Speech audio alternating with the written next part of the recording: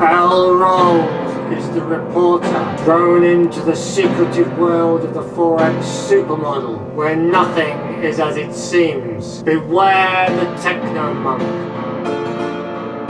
and steer clear of Professor Code and his two assistants. Give the senior trader a wide berth, and don't expect any sense from the risk manager.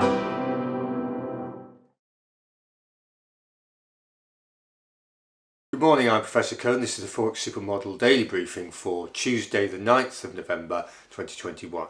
Time is 4:15 in the morning GMT. Asian session coming to a close, European session firing up, our lunchtime, North American session. Right, yesterday then, Monday the 8th, we had a positive opposed driver in the pound at plus 183. Front and back door flows, mainly coming out the dollar at minus 124, out the yen at minus 72, and the euro was the positive rock at plus 13. Activity plus or minus 196. Intra-week then, this is from Monday the 8th open to about 15 minutes ago.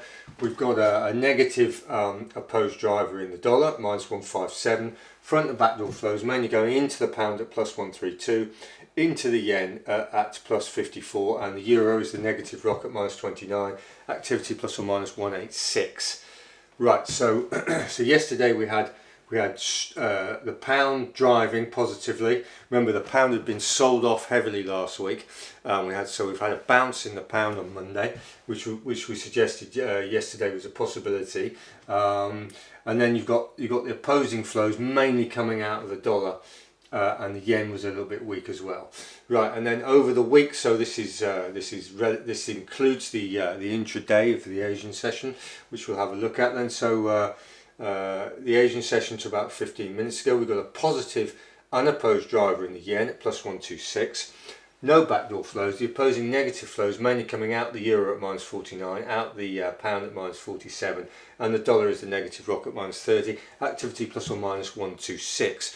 So in the Asian session, we've got a very strong yen to the exclusion of all else in the majors. And we've got the euro taking the brunt of the negative flows. The pound's pretty close as well, so the euro and the pound and the dollar is soft as well, but not as soft. So we'll write up the flows and then carry on the analysis. Right, we've written up the flows then. So the euro is weak except against the CAD, the AUD and the NZD, the commodity currencies. The yen is strong across the board. The pound is strong except against the dollar, the yen and the Swiss. The Swiss is strong except against the yen. The CAD is weak except against the AUD and the NZD. The AUD is weak across the board. The NZD is weak except against the AUD, and the dollar is strong except against the yen and the Swiss. So what have we got? We've got yen strength. We've got AUD weakness. We've got weak commodity currencies, because if you look, the NZD is weak except against the AUD, and the CAD is weak except against the AUD and the NZD. So the commodity currencies are propping up the bottom end. At the top end, you've got the yen strength. You've got Swiss strength except against the yen, and the dollar is so you've basically got yen, Swiss, dollar. Where is it? CAD, NZD, AUD.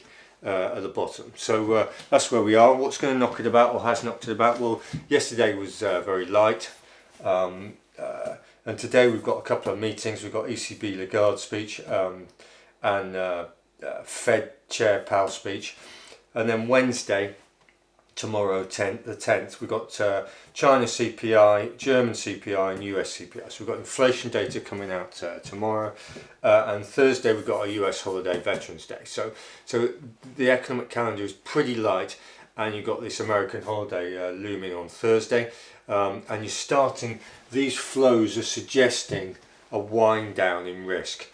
This is very neat actually. I mean, you've got the commodity currencies completely off at the bottom, and you've got yen, Swiss and dollar strength at the top. So it's really signalling risk off flows. Anyway, we'll stop that there and then write up the asset classes and do the final analysis. Right, we've written up the asset classes then. So we've got US dollar index. Basically, previously you had that big pump up, sort of a treble-ish top. It came back and it's now knocking on the door 25% below the high, so it's 0.25 from the high. Gold is 0.38 from the high, so it's above half marks. It's about 40% off the high. Oil did that big break. It's come back 21% from the high, so it's a little bit softer, but it's still well above the break. Wall Street, S&P Tech, they've all got the same look. They did this break, and they're holding at or near the highs. Now Wall Street and S&P are 20% or 0.2 above the resistance break, and the tech is just slightly lower, 0.19 above the resistance break. So they're pretty much in lockstep. US 10-year in the bun, remember this is the price. We had that big push down in prices, rising yields. Then we've had this bounce. The US 10-year is 0.42 from the floor, so it's below half mark, so yields are relatively strong. And the bund is 0.36 from the high, so it's above half mark, so the yields are relatively soft. So in relative terms, US yields are significantly stronger in the medium to short term than the European yields on the US 10-year and the bund basis. Right, where are we? Copper, chopping about, it's now 0.45 from the floor, so it's below half marks, a little bit soft. US steel has come up, it's about a third from the high, 0.34 from the high. So we'll get rid of that and do the final analysis then. So as we said, if you look at the economic calendar, today you've got just a couple of speeches, which in a light data, it's always a little bit iffy in a light data day. But anyway, let's have a look. So we've got the dollar, the euro, the yen, and the pound in the majors. They've got the CAD, the AUD, the NZD, and we've got the Swiss. Right. So at the moment we've got this sort of where is it? Dollar, and we've got CAD. NZD, AUD. We've got that sort of order in the flows in the Asian session. So you've got this is classic risk off, as we've said.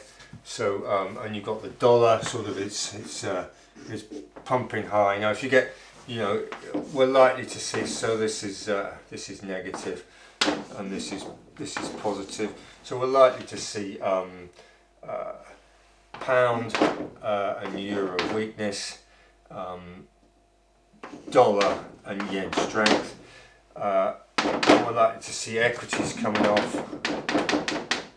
or going flat, because when we've got this American holiday, they're likely to possibly profit take and take something off the table, as they say. So the yen, you're likely to see a bit of positive flow into the yen again. You're going to get a bit of positive flow into the dollar, the euro and the pound.